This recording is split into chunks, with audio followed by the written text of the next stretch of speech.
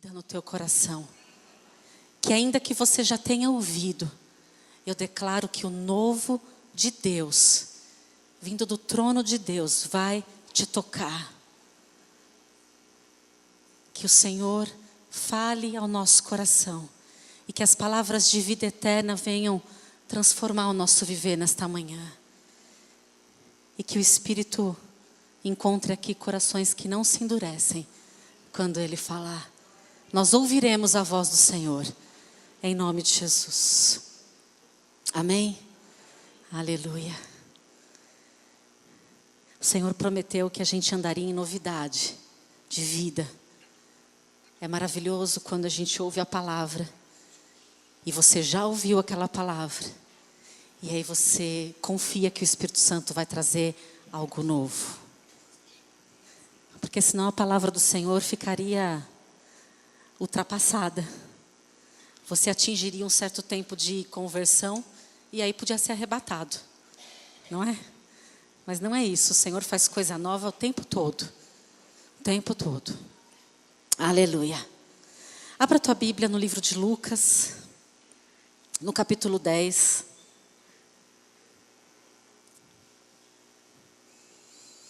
Não vamos ter ajuda aqui do nosso telão hoje, mas não tem problema. É mais importante que você fique atento do que você demore para encontrar. Qualquer coisa você anota para você ler depois. Lucas, no capítulo 10, no versículo 38. 10, 38. Encontraram?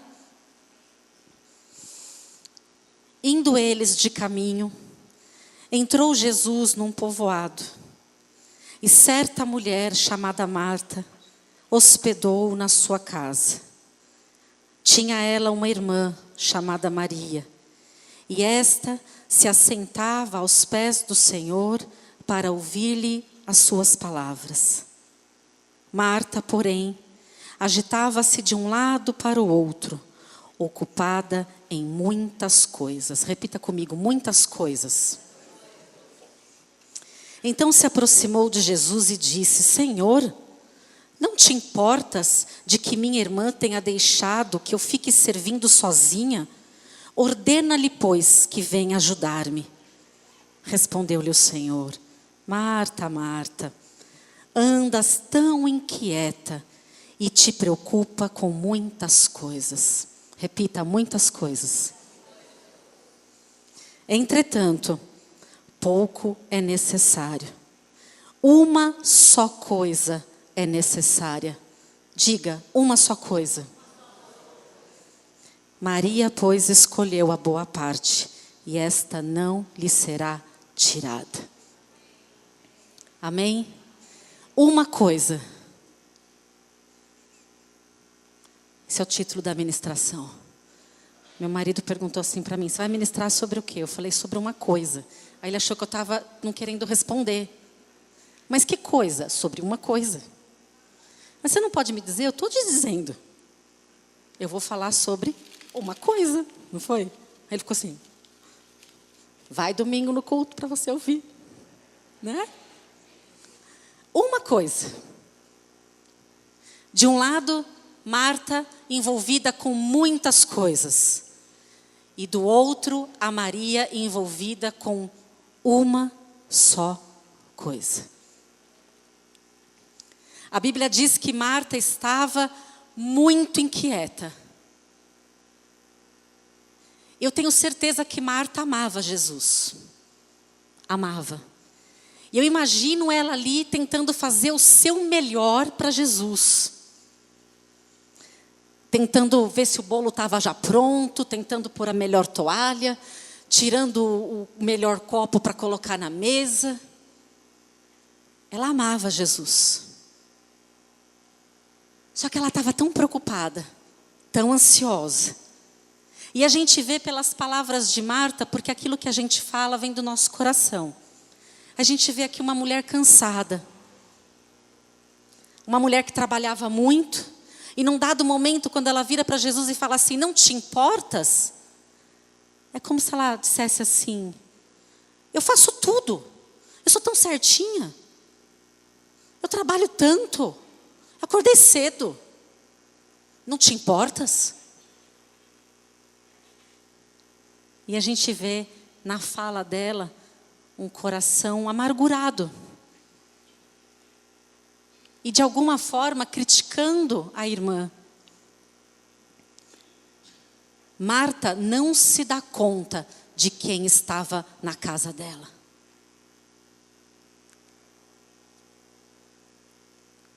Assim como aqueles discípulos que estavam na estrada de Emaús, ficaram um tempão conversando com Jesus. Só depois de tanto tempo eles se deram conta que estavam falando com Jesus que tinha ressuscitado. Marta não percebeu que ela estava diante do Filho de Deus. Ela não percebeu que ela estava diante daquele que era, que é e o que há de vir. Ela não percebeu que ela estava diante do Rei. Ela não discerniu.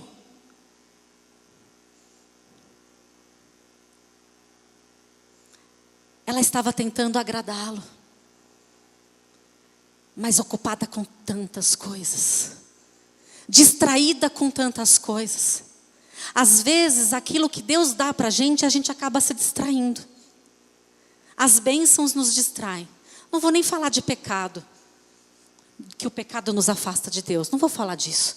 Vou falar das coisas boas, que nos afastam, que nos distraem.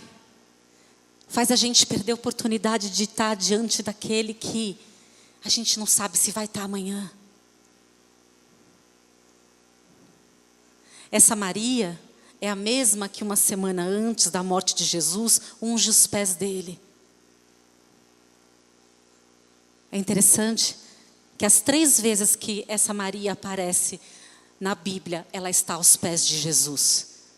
Aqui, e nessa situação aqui, ela nem poderia estar ali. Uma mulher não poderia estar ouvindo um homem falar. Ela, culturalmente, o costume da época não permitia que Maria estivesse naquela posição ouvindo Jesus, mas ela estava. Depois a segunda situação é quando Lázaro morre, Jesus vai até a casa delas, depois que ele já havia morrido. E quando ela vê Jesus, ela faz o quê?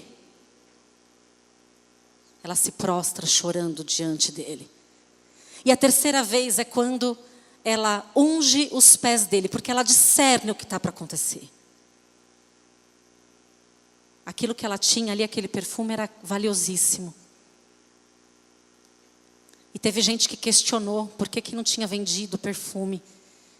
Por que não vendia para dar para os pobres? E Jesus disse: os pobres vocês têm sempre perto de vocês, mas eu... Buscai o Senhor enquanto você pode achar.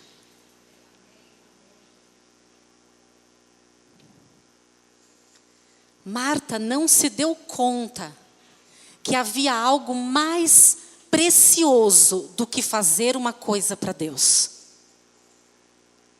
Não há nada de errado servir ao Senhor. Nada. Muito pelo contrário. Mas se aquilo que você faz para Deus te rouba o tempo de estar com Ele, tem alguma coisa errada. O servir ao Senhor tem que ser fruto do estar sentado aos pés dEle para ouvir. Na intimidade.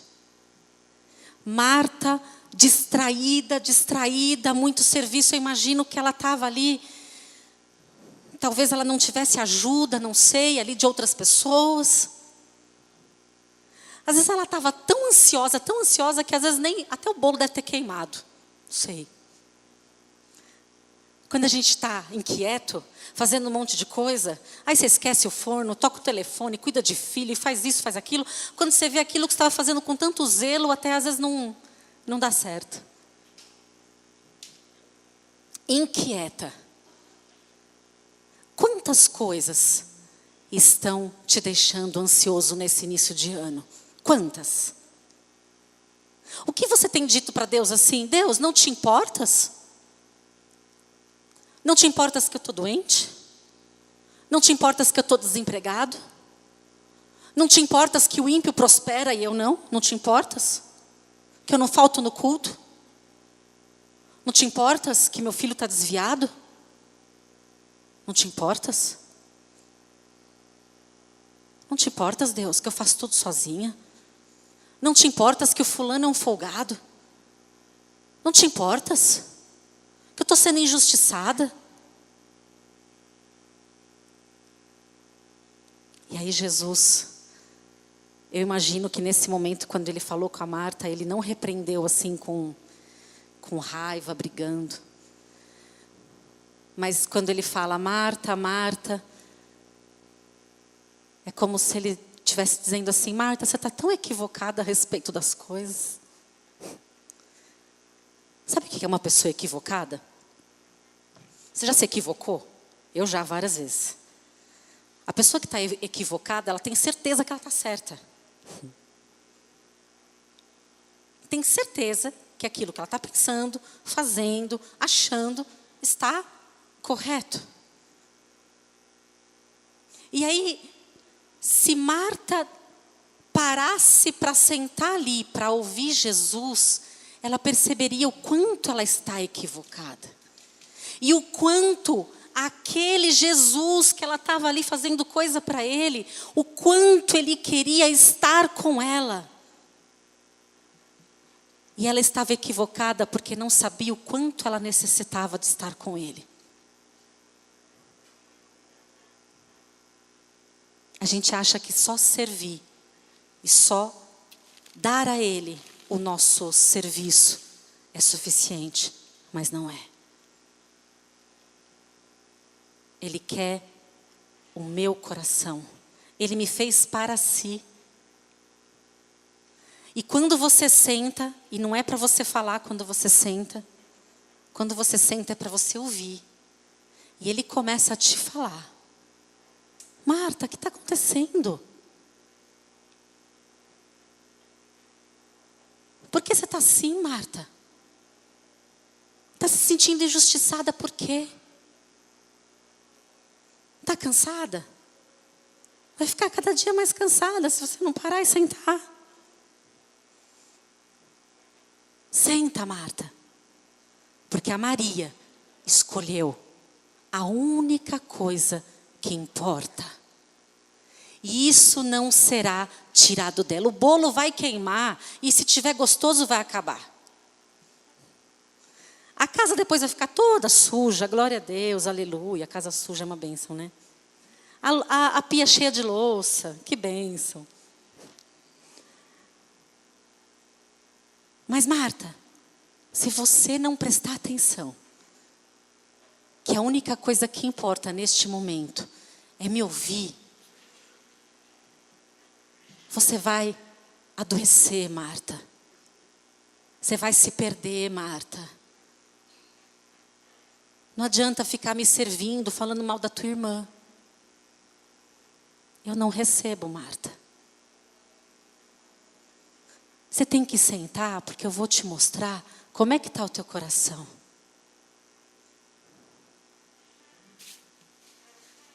Você está preocupada com coisa que talvez nem aconteça, Marta. Senta para me ouvir. Senta para me buscar. Quem está acostumado a fazer muitas coisas, é muito difícil sentar para ouvir. Muito. E se você não senta por bem, uma hora você vai sentar por mal.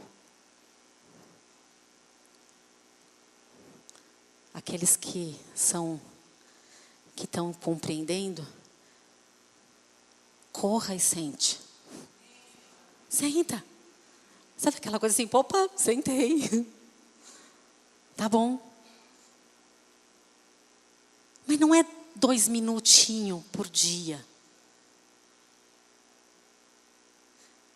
Você sabia que o Senhor nos criou para que eu o buscasse? Você sabia que o propósito principal da criação do homem foi que o homem o buscasse? O propósito principal de Deus não foi que eu o servisse, mas o propósito primeiro é que eu o buscasse. Abra lá no livro de Atos, no capítulo 17.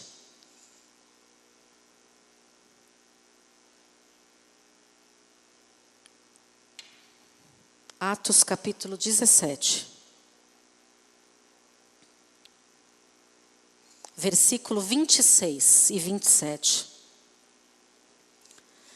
De um só fez toda a raça humana, para habitar sobre toda a face da terra, havendo fixado os tempos previamente estabelecidos e os limites da sua habitação, para buscarem a Deus e tateando o possam achar, porque o Senhor não está longe. Olha o que diz aí no versículo 27. Ele me criou para que eu o buscasse. E ainda que tateando,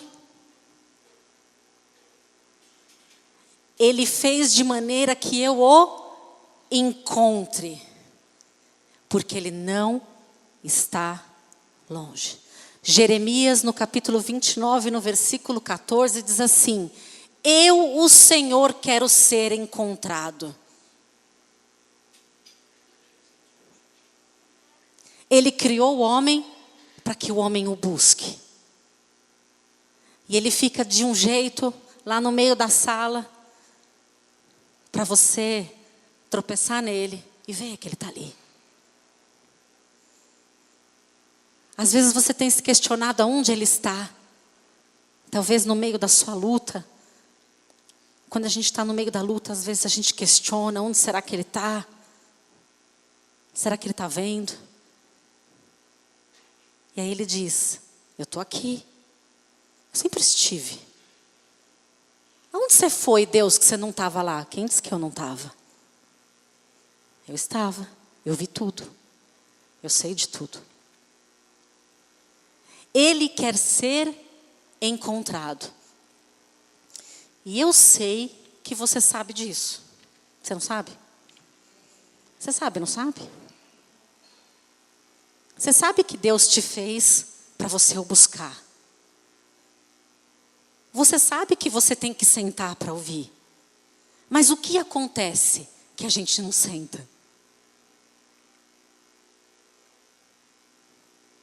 O que acontece? Coisas legítimas. Se você for explicar para Deus, você vai dar uma lista de coisa legítima. E coisa que Ele mesmo te deu para você fazer para Ele.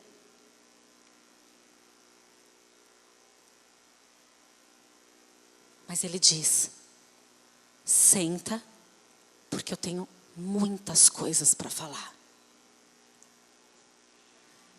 Se você não sentar, eu não posso te falar a verdade sobre o teu coração, Marta. A gente anda, às vezes, anos e anos equivocado a respeito de nós mesmos e a respeito de Deus, a respeito da sua palavra. A gente aprende uma coisa lá na infância, lá na adolescência e carrega isso para o resto da vida. Aí quando você vê, você está lá servindo ao Senhor, mas você está amargurada, criticando, murmurando. Achando que é culpa do pastor, que as coisas não fluem. Falando mal do pastor, falando mal do irmão. Falando mal do marido, falando mal do filho, falando mal da esposa. E na verdade, nós é que estamos errados. Nós que precisamos sentar para ouvir. Nós precisamos ouvir o quanto Ele nos ama. Porque se a Marta soubesse, ela não estava reclamando. E se ela soubesse a prioridade, ela primeiro se sentava para depois servi-lo.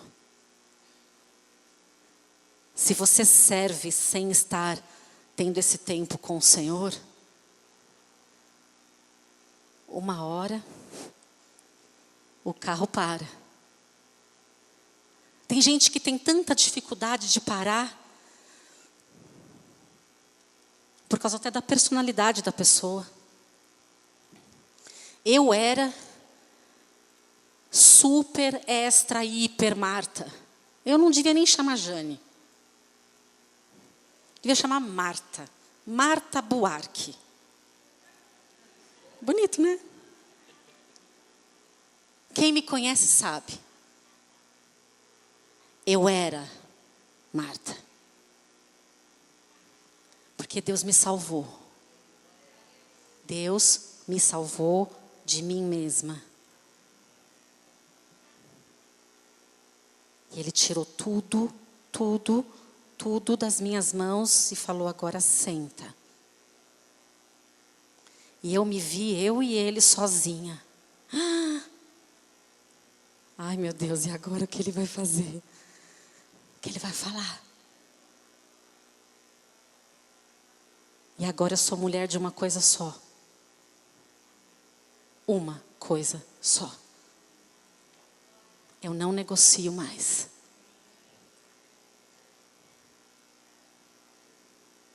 Agora eu sou Maria Buarque. E eu tenho orado tanto: Jesus, não deixa as distrações me levarem. Não deixa as distrações roubarem o meu tempo, o meu coração. Uma das estratégias de Satanás para nos roubar, porque o papel dele é roubar o povo de Deus. Uma das estratégias de Satanás é colocar cada vez mais trabalho para você.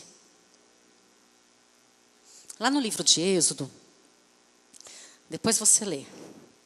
No capítulo 5, no versículo 7, 8 e 9, Moisés vai lá falar para Faraó deixar o povo de Deus ir, porque o povo de Deus ia adorar o Senhor. E olha que interessante, porque Faraó é a figura de Satanás. Faraó diz assim, ali no versículo 7, eu acho que esse povo não está trabalhando muito, porque se estivesse trabalhando muito, não estava pensando em adorar. Já sei, vou dar mais trabalho para esse povo. Porque eu acho que eles estão ociosos, é essa palavra que está lá. Eles só podem estar ociosos porque estão querendo ir adorar o Deus deles. Então agora eu vou dobrar o trabalho deles. Quero ver agora eles terem tempo de sequer pensar nesse Deus.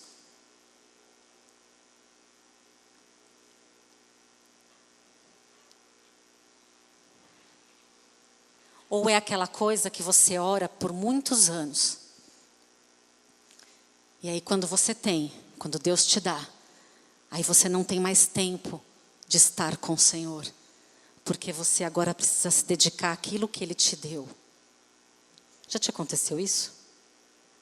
É fácil, né? O nosso coração se apegar àquilo, principalmente àquilo que Deus dá. E Deus está falando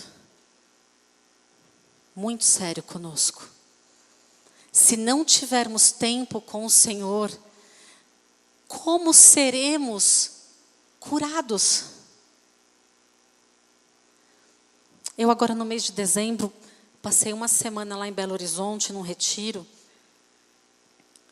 lá com o pessoal da igreja da Lagoinha. E a gente tinha muito tempo de devocional a sós. E era interessante porque as pessoas tinham muita dificuldade para estar a sós com Deus. E elas questionavam, mas eu vou ficar fazendo o quê? 1 hora. O silêncio incomodava. Para mim foi a coisa mais linda que aconteceu. Estar ali. Eu só tinha hora para saber que tinha que estar na sala de ministração. Mas a única coisa que eu me preocupava era estar ouvindo o Senhor. Porque falar, eu já tinha falado bastante nos últimos meses, sabe? Tinha falado que só. Esgotei, falei tudo. E aí, era momento de ouvir. Como nós, porque eu sou a igreja, não sou? Você é a igreja, não é? Como Deus vai fazer o tanto de coisa que Ele prometeu fazer, o tanto de gente que Ele disse que vai alcançar, se Ele não nos curar primeiro e a gente não gastar tempo com Ele para ouvi-lo? Como a gente vai crescer saudável se cada um de nós não estiver curado? O teu tempo com Deus se resume estar aqui na hora da igreja? Vir à igreja não faz de você uma pessoa íntima. Tem gente, e isso não vai aqui nenhuma acusação. A única hora que para falar com Deus ou para estar diante de Deus é aqui, no culto. Algo está errado. Mas é que eu já acordo 4h30. Eu trabalho longe. Vamos ser sinceros. Quando a gente quer, a gente faz. Sim ou não? Quando você se dispõe a fazer uma coisa, você não arruma tempo?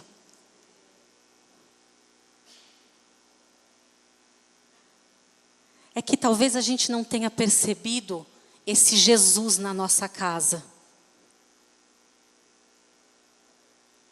Talvez você não tenha percebido Ele e não tenha percebido quanto você precisa estar diante dEle. Não importa quantas vezes você já leu a Bíblia, nem quantos anos você tem de convertido. Deus espera que eu o busque. E nada pode me roubar da presença dEle, nem aquilo que Ele me deu para fazer.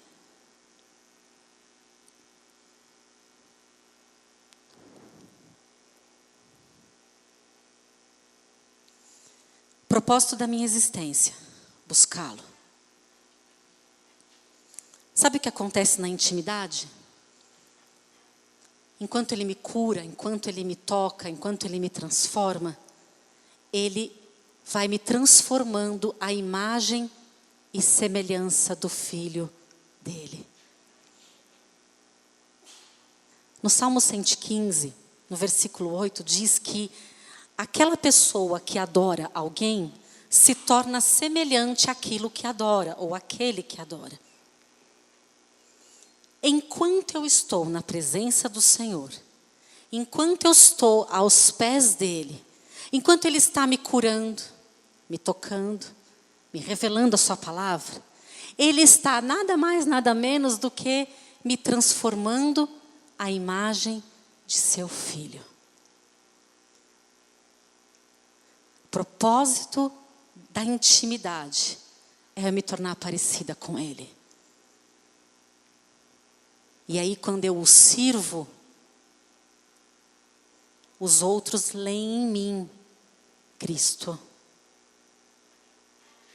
Os outros sentem cheiro de Cristo. A pessoa percebe de onde você veio. Sabe aquelas pessoas que voltam de acampamento? De jovens? Quem já foi acampamento de jovens aqui? Eu já fui várias vezes. Eu continuo sendo jovem, mas aqui não tem mais acampamento, né? Então, por isso que a gente não está indo. Mas eu me lembro, ou quando acaba o encontro, como é que o povo volta? Cheio de Deus, e pula, e dança. Ouviu Deus, chorou, foi curado, foi batizado, orou em línguas. E aí você sabe que depois de um tempo, esfria. Outro dia o pastor Robério disse assim, que nós temos responsabilidade para cuidar do nosso relacionamento com Deus, para ele não esfriar. Eu tenho que continuar buscando, continuar me sujeitando, continuar falando do meu amor por Ele, continuar ouvindo, para que Ele continue, o nosso relacionamento vá aprofundando. O que Jesus quer que a gente preste atenção hoje e pense. Ele ainda te fascina como antes? Este homem chamado Jesus ainda mexe com você? Este homem chamado Jesus que estava lá no acampamento e que te ungiu. Esse homem chamado Jesus que um dia você entregou sua vida para Ele e você falava dele até para o poste. ele ainda atrai a tua atenção? Ou você se empolga mais no jogo de futebol? Seja sincero. A eternidade chama a tua atenção? Estar diante do Senhor te chama a atenção como era antes?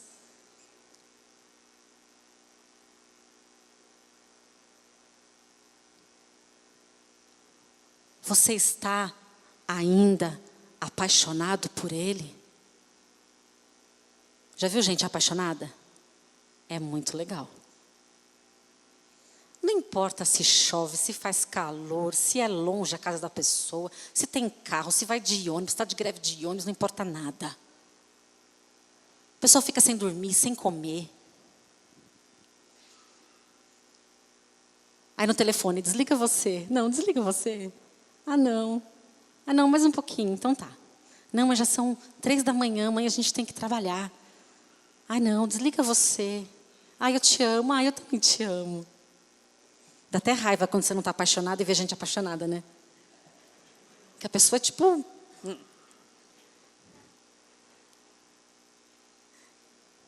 Deus não busca empregados, funcionários. Deus não está buscando gente para fazer coisa para Ele. Ele está procurando e buscando filhos apaixonados, como a Maria, que derramou tudo que ela tinha diante dos pés dele. Aquilo é adoração. O resto é resto. Aquilo era adoração. Ela discerniu quem era que estava diante dela, ela derramou tudo que ela tinha. Ela sabia o lugar dela. Eu só posso ficar em pé se antes eu estava de joelhos. Outro dia eu li um livro que dizia assim: a pessoa de joelhos nunca tropeça. E é verdade. Aquele que está sempre de joelhos diante do Senhor não tropeça nunca.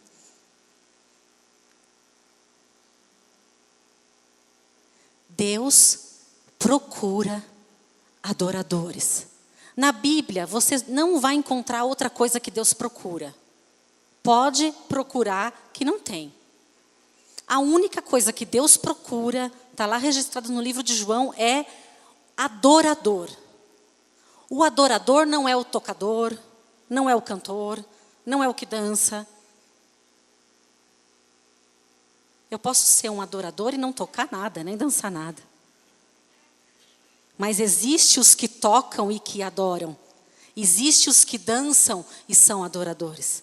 Deus procura adorador.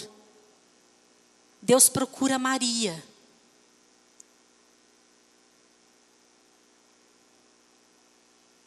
E aí responda essa pergunta aí no teu coração.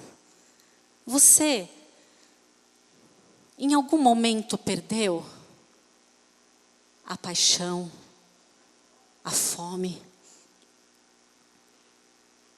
Quando você está com fome, você procura o que comer, não procura? Quando você está satisfeito, você procura o que comer? De alguma maneira, a gente foi perdendo a fome. Foi perdendo a graça. E a gente acha que é a igreja que tem que mudar, porque a gente às vezes acha que a igreja não somos nós, né? Essa igreja não muda, porque eu não mudo. Eu sou a igreja.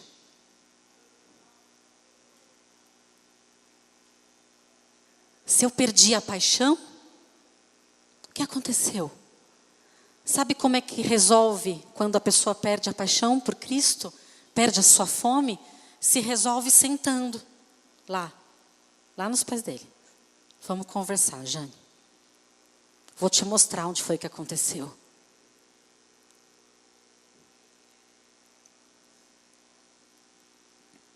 Mas nós temos que, primeiro, ser sinceros a respeito de nós mesmos. Nós temos buscado de todo o nosso coração? Responda aí para você. Se hoje fosse o último culto da sua vida, você agiria como está agindo hoje? Se Jesus chegasse aqui para você e falasse assim: hoje é o último culto, o último dia que vamos estar juntos, você continuaria aí olhando para mim assim? Hã?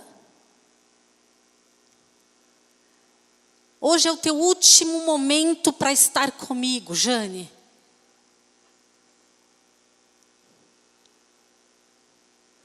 Como a gente não acha que vai ser o último momento? Será que nós temos buscado Ele de todo o nosso coração? De verdade? Às vezes você fica frustrado porque você não está encontrando Ele, ou porque não está acontecendo coisas, ou porque você queria ver o mover dele no culto, ou porque você queria ver o morto ressuscitando, você queria ver as pessoas quebrantadas, você queria ver mais coisa acontecendo. Já pensou nisso? Já se frustrou porque coisas não acontecem? Você lê a Bíblia e fala: gente, por que isso não acontece? Está escrito aqui. Será que é porque não estamos buscando com essa fome, com esse desejo?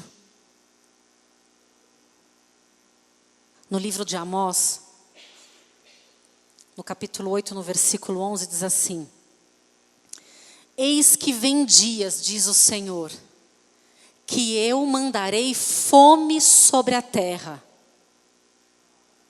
Oi? 8:11, eu acho. Deixa eu confirmar. 8:11, isso.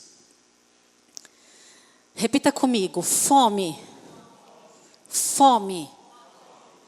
Eis que vem dias, diz o Senhor, que eu mandarei fome sobre a terra. E aí diz no versículo: não é fome de pão, nem sede de água, mas fome de Deus. Fome de ouvir a palavra de Deus. Ele vai mandar fome. Isso sempre me intrigou.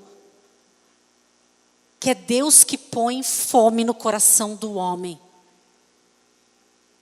Todo homem tem anseio, todo homem tem fome de alguma coisa.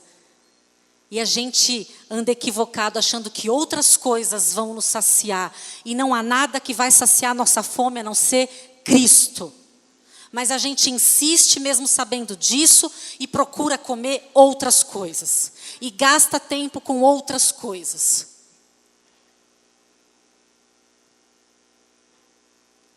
Eis que vem dias, diz o Senhor, que eu vou mandar fome. Isso é avivamento, fome de Deus. Mas quem primeiro precisa ter fome, senão nós?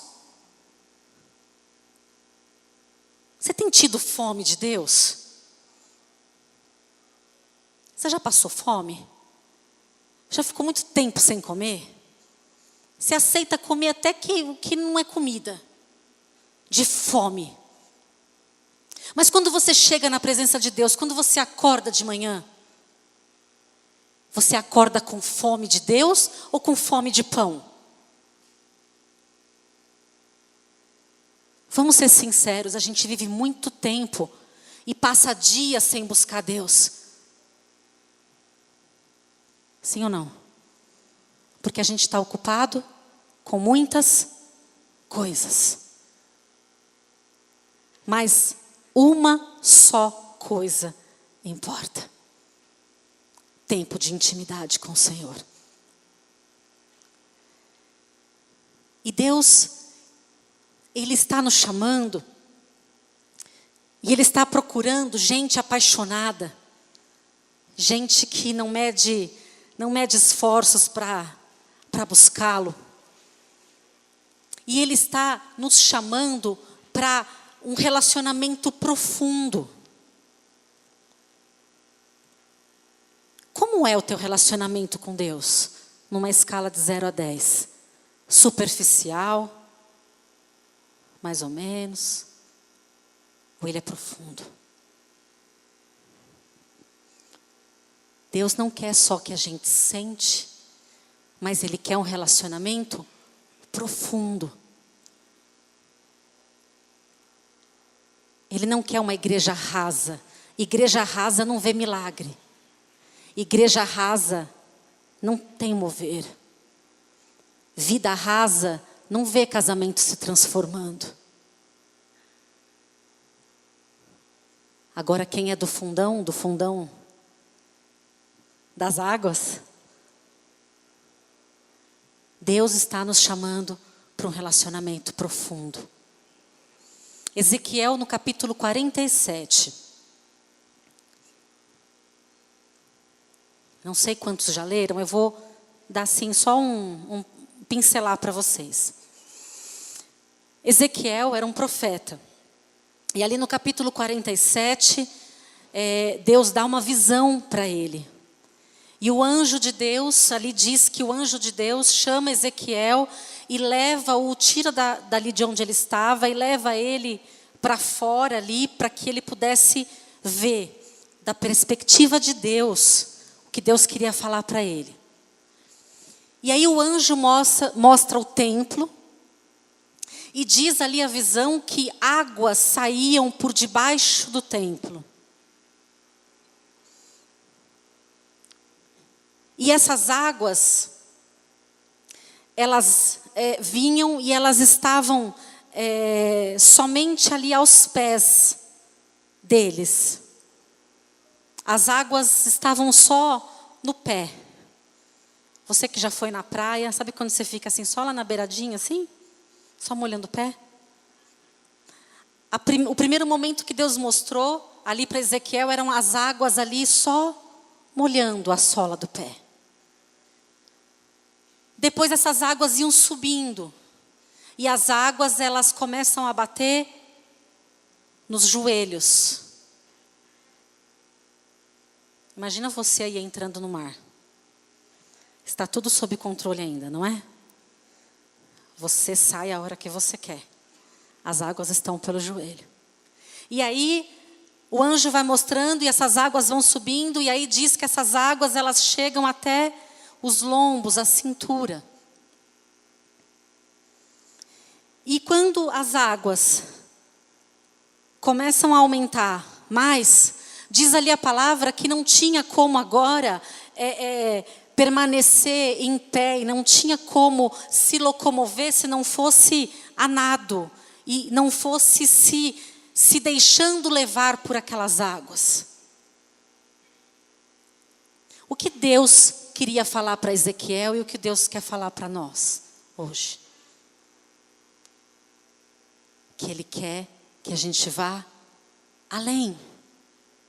Ele quer profundidade de relacionamento. E 2 minutos por dia não tem como ter profundidade. Orar o Pai Nosso antes de dormir vai ter profundidade do quê, gente?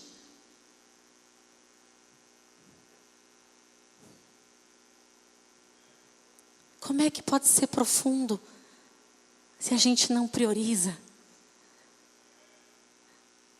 Nessa visão, Deus está chamando o povo dele para deixar o controle da própria vida nas mãos do Espírito. E aí você não tem mais pé no chão. Quando você nada, você põe o pé no chão? Não. Deus está chamando uma igreja para ser profunda. Profunda em todos os sentidos. Profundidade na sinceridade de Deus conosco, de falar coisas que tem que falar para nós. Profundidade na adoração. Ele não quer que a gente fique só molhando o pezinho na água todo domingo de manhã. E essa experiência de profundidade não é uma experiência de um culto. Não é um culto abençoado. Não, é a experiência de uma vida. Mas a gente entra na água sempre já com uma informação de que tem que sair rápido, porque eu tenho coisa para fazer. Eu não posso me atrasar. Então vamos rapidinho, Deus. Então vai, fala rapidinho, porque tenho muita coisa para fazer. Fala porque o bolo vai queimar, esse forno é muito bom. Aí o bolo vai queimar, quem vai ficar sem comer bolo é o senhor.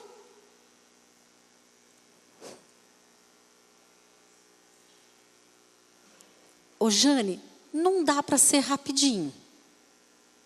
Mas Deus, eu faço tudo rapidinho, por que o senhor não pode falar comigo rapidinho?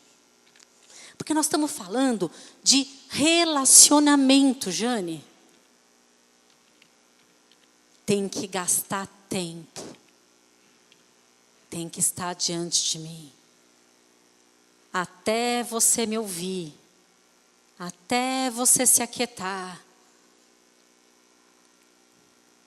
Quantos pedidos você fez no começo do culto passado? A gente fez alguns votos diante do Senhor, colocou no culto de quarta-feira, nós oramos por coisas que as pessoas têm colocado diante de Deus, coisas listas, conversão do marido, do filho, restauração de casamento.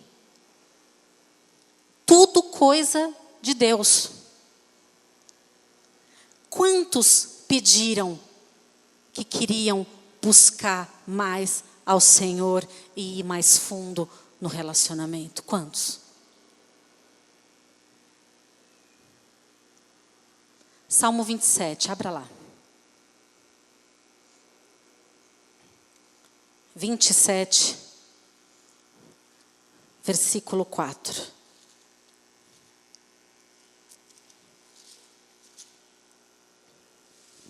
Rei Davi era um homem de uma coisa só. Sabia? Ele era um homem de uma coisa só. E aí no versículo 4 do capítulo 27, ele diz assim: quantas coisas ele buscou? Quantas? Uma coisa. Quantas coisas ele pediu para Deus? Uma. Uma coisa peço ao Senhor e buscarei. O que ele pediu? Que eu possa estar na casa do Senhor todos os dias da minha vida para o quê? Contemplar a sua formosura e a sua majestade.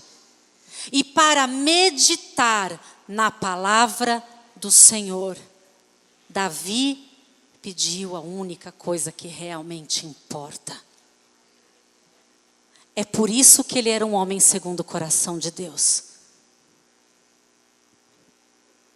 Ele sabia que só uma coisa importava: estar na presença do Senhor. Davi viu a formosura.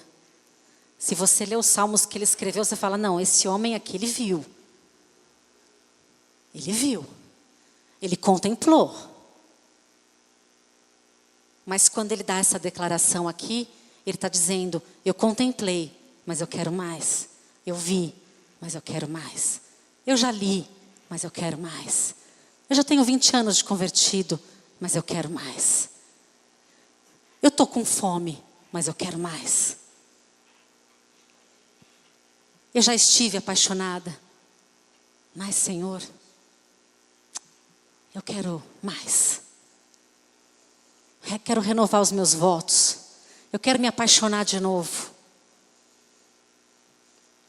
Eu quero voltar o meu coração para Ti. Desperta o meu coração. Desperta a fome em mim. A ponto de nada mais importar, a não ser estar diante do Senhor.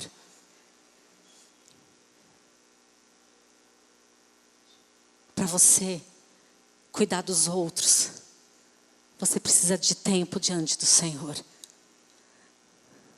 Para quando você abrir a tua boca, ser derramado graça, misericórdia.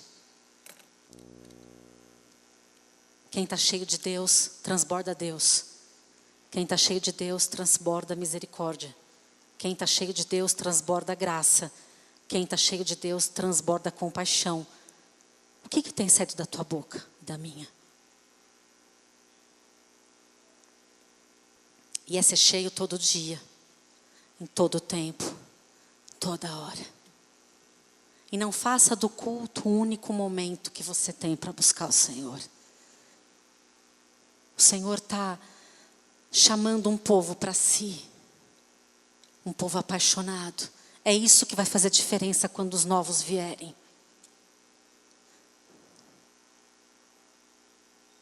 Não impressiona para as pessoas o quanto a gente arruma rápido essas cadeiras azuis. Impressiona o quanto somos apaixonados. Não impressiona se você prega bem a Bíblia ou não. Impressiona se ele vê uma pessoa apaixonada, que pode até nem estar pregando direito. É isso que impressiona. Amém? Uma coisa eu peço ao Senhor. Esse foi o meu pedido deste ano. Senhor, eu vou ser uma mulher de uma coisa só. Uma coisa eu buscarei e sei que vou encontrar. Estar na presença de Deus todos os dias da minha vida, contemplando a sua glória, a sua formosura e a sua majestade. Eu espero que essa palavra te incomode. Eu espero que você saia daqui bem incomodado. Bastante incomodado. Fique de pé.